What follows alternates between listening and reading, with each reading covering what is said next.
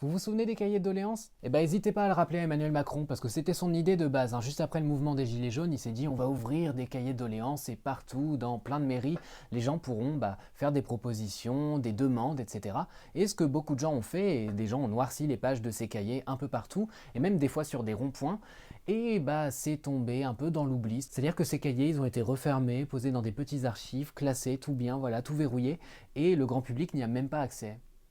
Voilà. Mais ça, c'était sans compter sur le théâtre Nanterre-Amandier qui a proposé à 5 de ses auteurs et autrices associés de venir écrire justement sur cette question des cahiers de doléances, de voir ce qu'il y avait dedans, de documenter cette démarche et de revenir en fait finalement sur ce qui est resté en fait du mouvement des Gilets jaunes aujourd'hui en 2024. Et du coup, ça c'est le contexte parfait pour découvrir des plumes que vous connaissez peut-être pas, notamment celle de Penda Diouf, celle de Claudine Galéa, de Christophe Pelé, de Noam Seltzer ou encore celle de Constance de Saint-Rémy. Tout ça, ça s'est passé le 16 novembre en fin d'après-midi et il y a eu aussi des débats, il y a eu la projection d'un documentaire, etc. Donc ça a fait un moment très dense, mais qui au moins a permis de rendre un petit peu justice à certains cahiers de doléances, puisque ceux qui ont été ouverts en l'occurrence, c'est ceux qui étaient archivés à Nanterre. Alors ici dit quoi dans ces textes? Par exemple, Penda Diouf fait un espèce de parallèle entre la création très matérielle de ce cahier de doléances et le mouvement qui va permettre de le nourrir. C'est-à-dire qu'on va partir de la vie d'un arbre, comment ça devient du papier et comment ça devient un cahier, jusqu'à ces archives où le cahier est quelque part en train de pourrir, d'attendre un jour un destin peut-être, on ne sait pas. De son côté, Claudine Galéa, elle va vraiment aller poser des questions, essayer d'interroger le futur de ce mouvement, elle va essayer de se demander ce que c'est que le peuple par exemple. C'est quoi le peuple?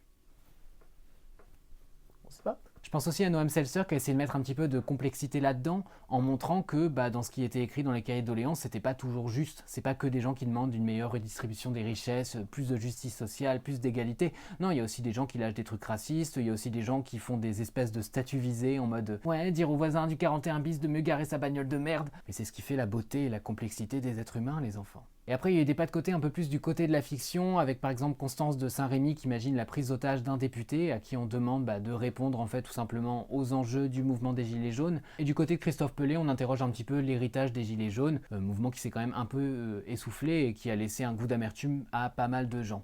Après, j'avoue que j'aurais bien aimé entendre des Gilets jaunes, parce qu'il faut pas oublier que du coup c'est une commande qui a été faite à des auteurs, à des autrices associées du théâtre, donc des gens qui a priori n'étaient pas forcément affectés par le sujet en soi, mais à qui on a demandé de s'y intéresser. Et je crois que globalement j'ai été plus à l'aise quand c'était assez documentaire, tout simplement parce que j'aime pas trop ce truc d'aller imaginer des vies qui sont pas du tout les siennes, mais surtout des milieux sociaux en fait qui sont pas du tout les siens, avec des enjeux qu'on connaît peut-être pas et dont on connaît peut-être pas la complexité.